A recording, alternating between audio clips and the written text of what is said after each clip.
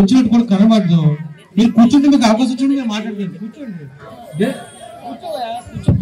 కూర్చోాలా కూర్చో.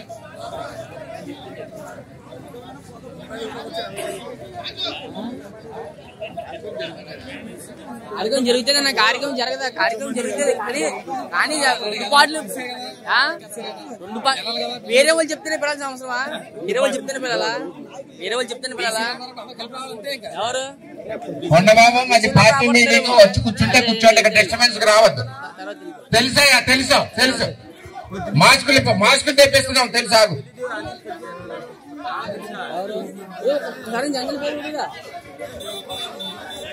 ఇది Telugu Desam party meeting.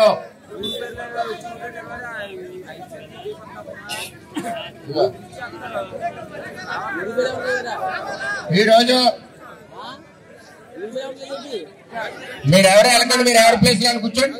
అవసరం లేదు. జనసేన ఎవరు కూడా టీడీపీ వాళ్ళకి అవసరం లేదు. కలిసి పనిచేద్దాం అంటే కూడా వద్దంటున్నారు.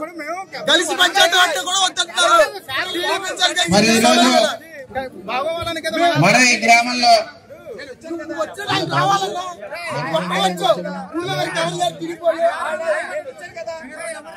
మన అమీనాబాద్ లో మనం చాలా కార్యక్రమాలు చేస్తా ఉన్నాం. మనం మీకు ఒకటి విషయం చెప్పాలి. 2009లో మొదటిసారి మనకి ఇక్కడ పోటీ చేసినప్పుడు మనం 1000 ఓట్ల తేడాతో ఓడిపోయాం. అలాగే అప్పుడు ఒకరు గెలిచారు. ఎవరు గెలిచారో మీకు తెలుసు. 2009 నుంచి 2014 వరకు మనం ప్రతిపక్ష పాత్ర పోషించాం.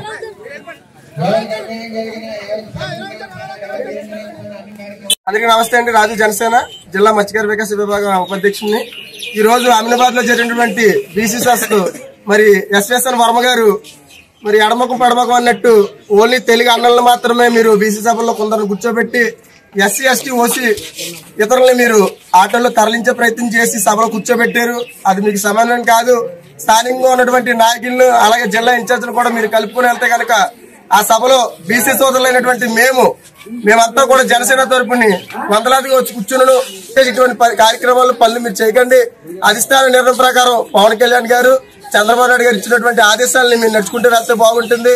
సభకు మేము వెళ్తా ఉంటే అక్కడ వందలాదిగా ఉన్నటువంటి ఇతర కులాలకు సంబంధించి వచ్చినటువంటి సోదరులు అందముందు కూడా బీసీ సోదరులైన మమ్మల్ని మీరు జనసేన వాళ్ళు మీరు రాకూడదన్నారు. ఈ మాటను జనసేన తరపు నుంచి తీవ్రంగా ఖండిస్తున్నాం. దీన్ని గౌరవించినటువంటి చంద్రబాబు నాయుడు దృష్టికి కూడా మేము తీసుకెళ్తామని కోరుకుంటున్నాం. జై బీసీ, జై జనసేన.